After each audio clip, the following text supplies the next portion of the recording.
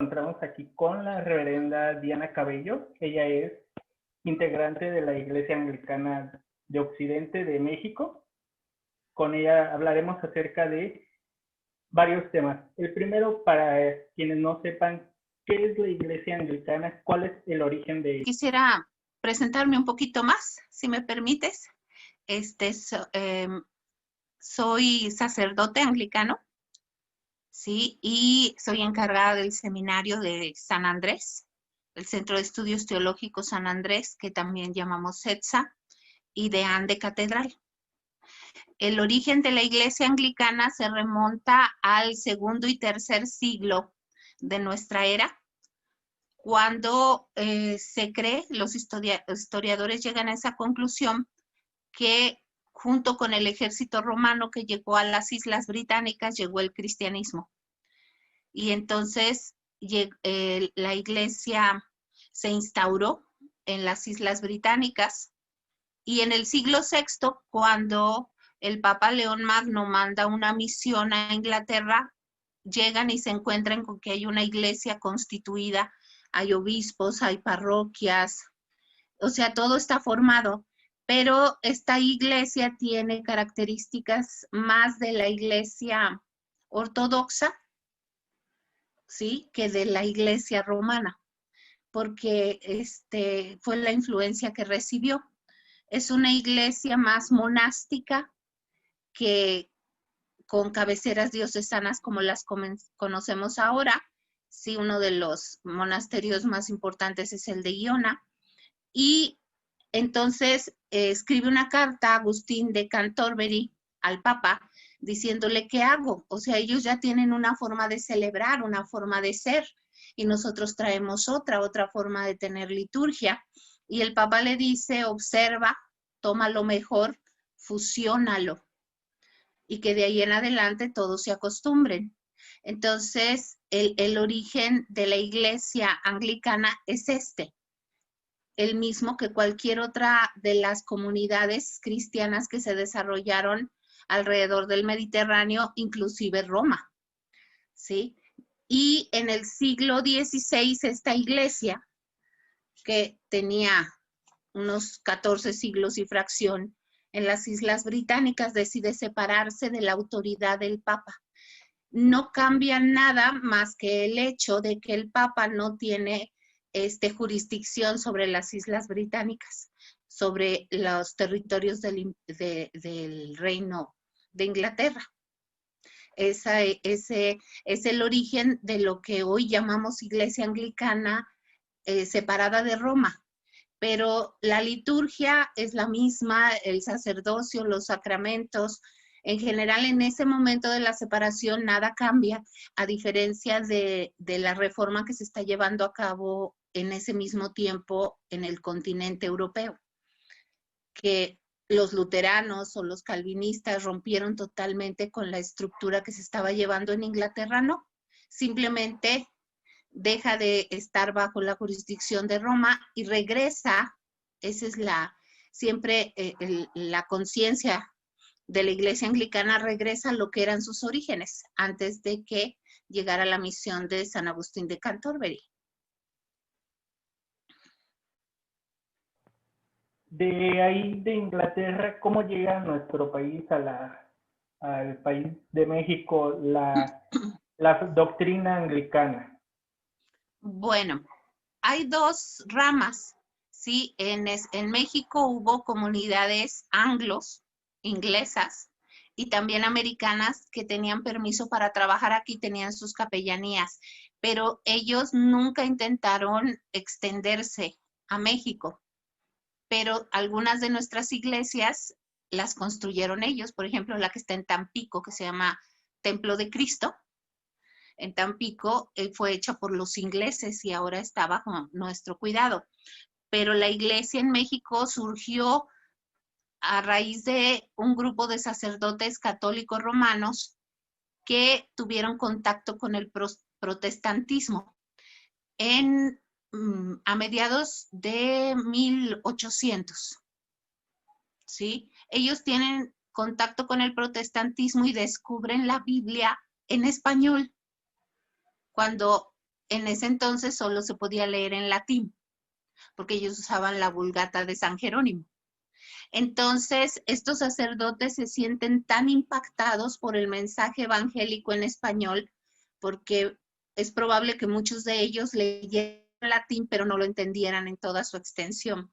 Entonces, en realidad fue un descubrir las Sagradas Escrituras para este grupo de sacerdotes y empiezan a promover la lectura de la Biblia entre los católicos romanos. Se les llama la atención y son expulsados de la Iglesia de Roma.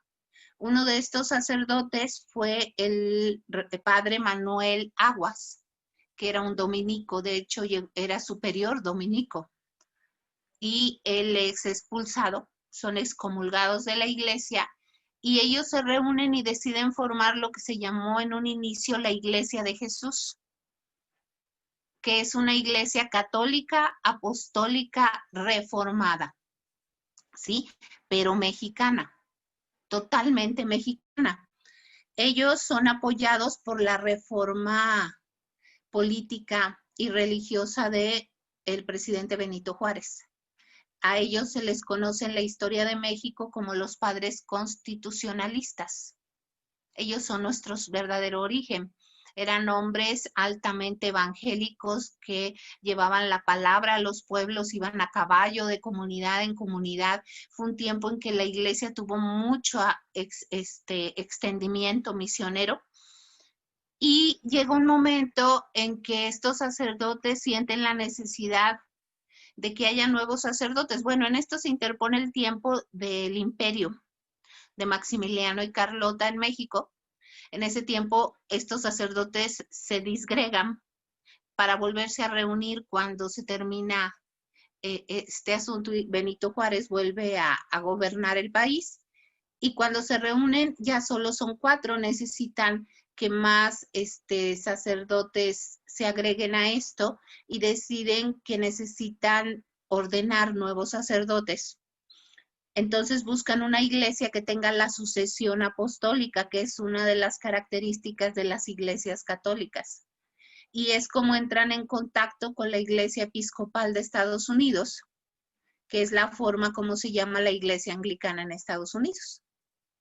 Y estuvieron en charlas y en ayuda mutua todo el resto del siglo XIX, y al inicio del siglo XX, en el año de 1914, se hace un convenio con la Iglesia Episcopal y pasamos a ser mi distrito misionero de la Iglesia Episcopal hasta el año de 1995, donde empezamos nuestra independencia como provincia mexicana.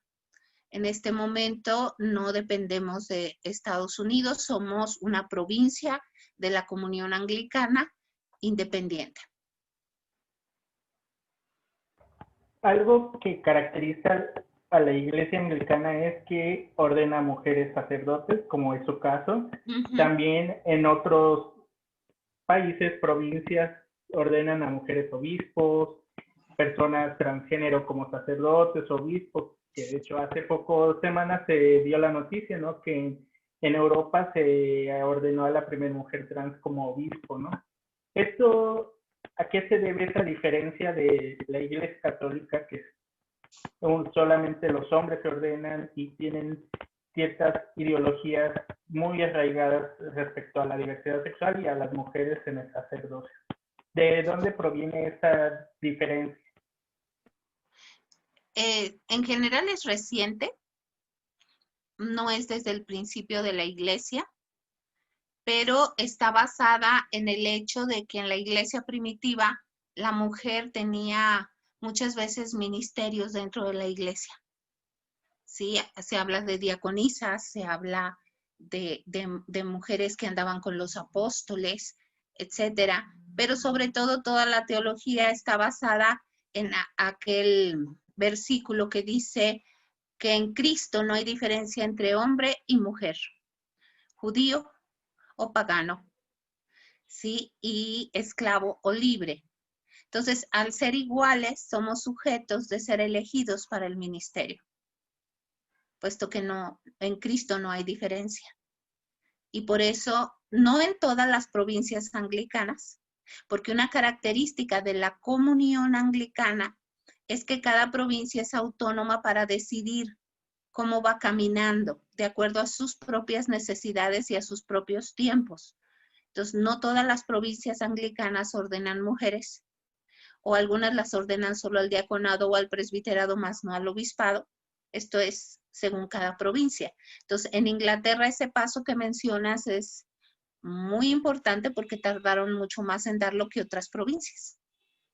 ¿Sí? Porque no dependemos de una cabeza como iglesia, sino somos autónomos, aunque estamos unidos sobre todo por Cristo y por el amor, ¿no?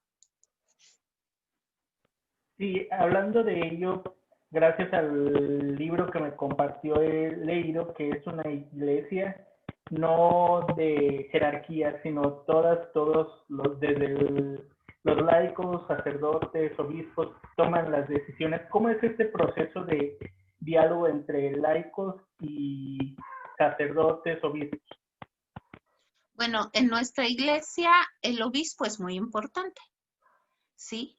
Porque consideramos que los obispos son sucesores de los apóstoles. Es lo que nos une a la iglesia primitiva y al mismo inicio del movimiento de Jesús. Y nuestro gobierno tiene una doble vertiente, nuestro obispo y el sínodo. Tenemos un gobierno sinodal. En el sínodo que se realiza cada año en cada diócesis, porque también así como cada provincia decide ciertos asuntos como provincia, muchos asuntos de cada diócesis los decide cada diócesis en su sínodo anual. Y en este sínodo están representados los laicos y los clérigos, ¿sí? Y los laicos están en mayor número que los clérigos, porque en nuestra organización tenemos parroquias, misiones organizadas, estaciones de predicación y puntos de misión. En un punto de misión pueden asistir al sínodo como observadores, pero no tienen ni voz ni voto. Una estación de predicación tiene voz, no tiene voz, pero, perdón, no tiene voz, pero no tiene voto. Una misión organizada ya tiene voz y voto, y tiene 2 votos laicos y el de su clérigo. Y una parroquia tiene 5 votos, ¿sí? 4 votos laicos y el de su clérigo. Y todos los asuntos se discuten y se deciden por votación. Es una iglesia democrática, inclusive la elección de nuestros obispos, se abre la elección, se presenta un perfil, y si yo, por ejemplo, me siento llamada al obispado, presento mi candidatura. Si el comité permanente cree que cubro el perfil, entro a formar parte de los candidatos, visitamos las congregaciones, presentamos nuestro plan pastoral, nos hacen preguntas, nos conocen y después mandan sus delegados al sínodo elector y ahí se elige el obispo, ¿sí? No es algo que viene designado de arriba, de una autoridad superior, sino que cada diócesis toma sus propias decisiones. Ahora, un grupo de diócesis que por lo general es por países, aunque hay algunas excepciones, forman una provincia. Y también la provincia tiene su sínodo provincial que se reúne cada 3 años. Cada diócesis manda sus delegados y los asuntos en común se deciden en ese sínodo provincial, donde también asisten nuestros obispos, con voz y voto. Ahora hablemos de cómo la diversidad sexual es vista desde el punto teológico de la Iglesia Anglicana. ¿Cuál es el punto de la Iglesia aquí en México, contextualizándolo en el contexto local, ¿no? ¿Qué opina desde la teología la Iglesia? Bueno, la Iglesia Anglicana no tiene una teología propia. Tenemos la teología de la Iglesia indivisa, de los primeros 5 siglos y 6 concilios. Y tenemos puntos teológicos importantes de la Reforma Protestante. pero no tenemos una teología aparte como decir la teología luterana o etcétera. No, nosotros tenemos la teología de la Iglesia, lo que llamamos los santos padres o la patrística, es nuestra base más importante. ¿Sí? Entonces, y también un punto muy importante, no todas las provincias tienen el mismo punto de vista. Una característica de la comunión anglicana es que tiene una amplitud de puntos de vista. Somos capaces de convivir con puntos de vista contrarios aún dentro de nuestra propia estructura. ¿Sí? Entonces, no todas las provincias aceptan la diversidad sexual. Por ejemplo, la mayoría de las provincias africanas son tremendamente conservadoras. Y tenemos en el otro espectro provincias muy liberales como Canadá y Estados Unidos, que hasta han autorizado las bodas del mismo sexo en lo religioso. Y entre estas dos visiones extremas estamos todos los demás. Entonces, te puedo hablar cuál es el punto de vista de la provincia mexicana al respecto, ¿sí? En general, nosotros creemos que la persona humana tiene un valor intrínseco por ser criatura de Dios y si es un bautizado por ser hijo de Dios.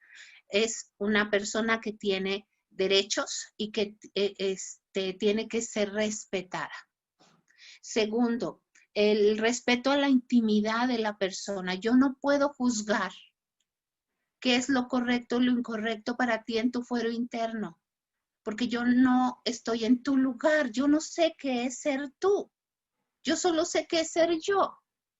Y yo solo en mi comunicación con Dios puedo hacer una decisión con respecto a mis opciones de vida y a lo que considero que es esencial en mí. Y lo esencial es irrenunciable. Entonces, la homosexualidad se considera una condición humana. ¿Sí? No un problema, no una enfermedad, no algo que debe ser cambiado.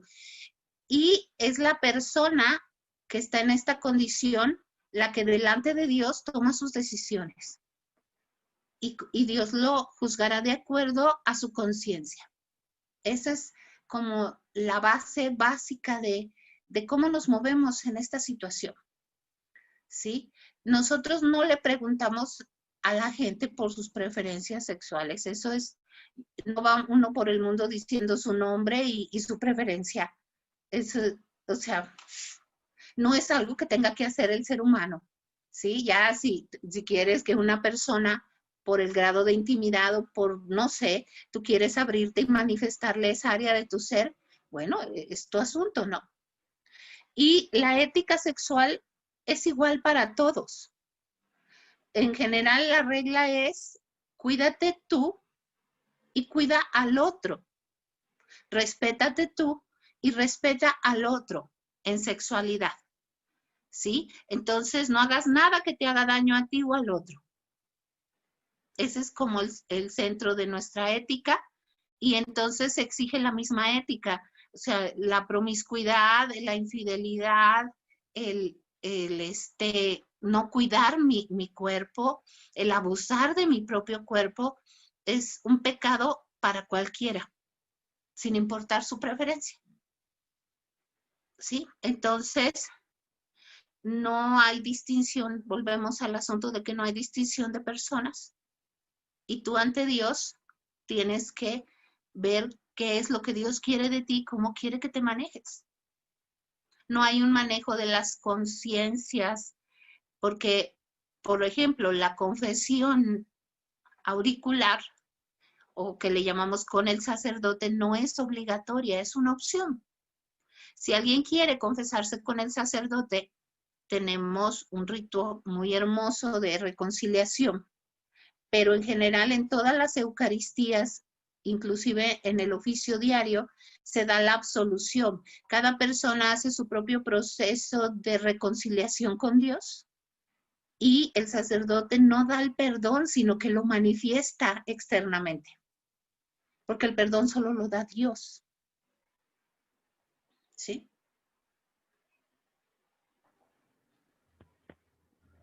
Gracias por esas buenas palabras.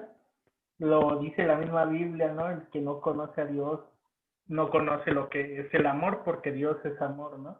Y el Ujú. objetivo inicial de este principal y único objetivo es de que las personas de la diversidad sexual nos reconciliemos con Dios, porque históricamente nos lo ha negado y nos han hecho creer que nos odia, pero eso es una mentira inventada por el hombre para satisfacer sus propios filias o fobias, odios, ¿no? O Y no sé, estándares, ¿no? Costumbres, tradiciones. sí, para quedar bien con el hombre, que pues al final lo único que tenemos que quedar bien es con Dios, ¿no? Ya lo Ujú. mencionó, cada quien en su interior, en su ser interior, pues debe de estar bien con Dios y eso es lo único que cuenta. No sé si nos pudiera, ya para finalizar, compartir algún contacto de Facebook o Twitter que tenga usted o la Iglesia Anglicana de Occidente, que es a la diócesis que pertenece usted, para Ujú. aquellas y aquellos que quieran contactarla, conocer lo que la Iglesia Anglicana es, más allá de los mitos y verdades que se manejan acerca de la Iglesia. No sé si nos lo pudiera ir compartir para quienes nos vean, que les Sí, contacten. pues está así como Diócesis Anglicana de Occidente. Así lo pueden encontrar en Facebook y a mí como Diana Cabello. Así estoy en Facebook. Sí. Y el domicilio de la iglesia en Guadalajara, ¿cuál es? Bueno, nuestras oficinas están en Torres Quintero número 15, Colonia Seattle, y la catedral está en la calle de Paulino Navarro, 825A, también Colonia Seattle.